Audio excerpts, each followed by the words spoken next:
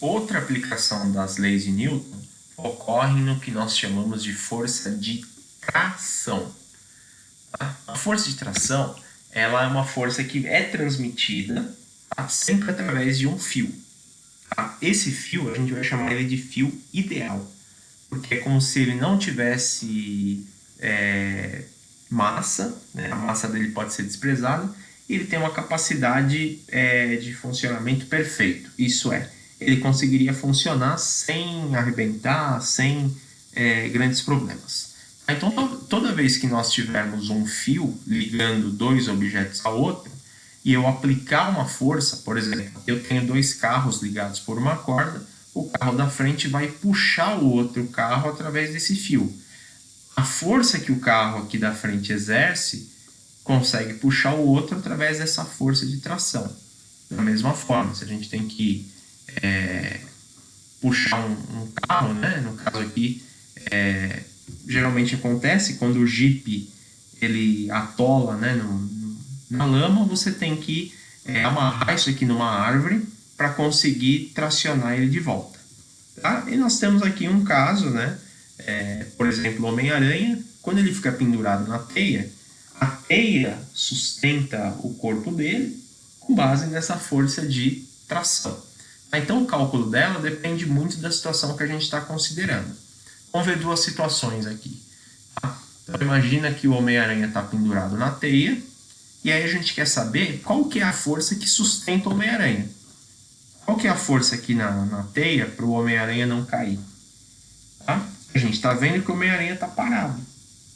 Então, para ele continuar parado, ele vai ter que igualar, a teia vai ter que igualar a força do peso dele. Tá? Lembrando que o peso é a força da gravidade, que é a massa vezes a própria gravidade. Então, eu vou chamar de tração, né? Símbolo T, a força que sustenta o Homem-Aranha. No caso, como é o peso dele que exerce, né, é o agente causador do movimento, se a teia arrebentar aqui, o Homem-Aranha cai de cabeça no chão. Então, essa força de tração tem que ser igual ao peso. Dessa forma, né, então, vai ser igual a 760 newton, supondo a massa do Homem-Aranha como 76 quilos. Tá? O exemplo 2 já vai ser um pouquinho distinto, né? Porque nós temos aqui dois blocos, A e B, eles estão juntos por um fio ideal, aquilo que eu falei agora há pouco. Como o fio é ideal, esse fio não vai arrebentar. A força que puxa eles para a direita é de 20 newtons. Tá? E aí a gente sabe que a massa de B é de 3 kg e a massa de A é de 7 kg. Aí é pedido aqui a aceleração.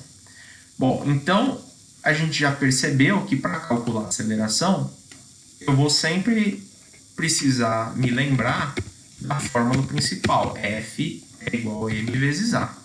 Só que nesse caso, a força está puxando duas massas, a massa de A e a massa de B. Então, se a força é de 20, a soma das massas é 3 mais 7, que dá 10. Então, nesse caso, a aceleração também é de 2 metros por segundo ao quadrado. Agora, gente, para fazer o cálculo, eu quero saber que força é transmitida aqui no fio. Vou até ampliar esse desenho para ficar mais simples a gente entender. A gente tem que imaginar, eu vou desenhar aqui no próprio objeto, que o fato de ter uma cordinha aqui no meio vai implicar que existe uma força aqui, ó, tá? Nesse sentido. Vai existir uma força nesse sentido aqui, à direita. Essa força ela não é igual aos 20 newtons. Ela é um pouco diferente. E como é que a gente vai fazer esse cálculo? Esse artifício que a gente usou aqui, ele é bastante útil de desenhar os bloquinhos de forma individual.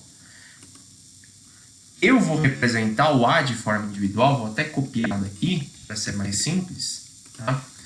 E aí eu vou pensar o seguinte, para o bloco A, né, ele tem uma força, a gente tem que lembrar em toda situação, força é igual massa vezes aceleração. Nesse caso, quem que é a força? É a tração. Que massa que eu estou considerando? Eu estou olhando para o bloco A, então eu vou considerar a massa dele.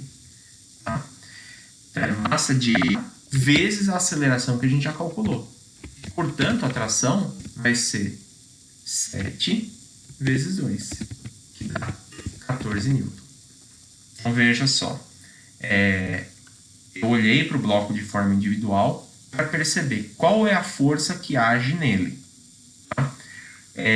A força que age nele é só a tração. Tá? Se eu fosse olhar para o bloco B, a gente ia perceber que o B tem uma força para a direita e tem uma tração aqui para a esquerda, pelo princípio de ação e reação.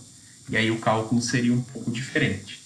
Então é vantagem a gente olhar sempre para o bloquinho que tem apenas uma força. Tá? Então, ó, no caso aqui era o bloco B e no caso aqui era o bloquinho A. Que aí a gente calcula, né, pela segunda lei de Newton. Tá? Mas percebam que a todo momento a gente está usando segunda e terceira leis de Newton. A segunda para calcular a aceleração e as forças, e a terceira para entender que a força que tem aqui tem no outro sentido, né? Ela tem a mesma força para cá. Ó. Então a gente não pode esquecer desses dois detalhes. Ok, gente?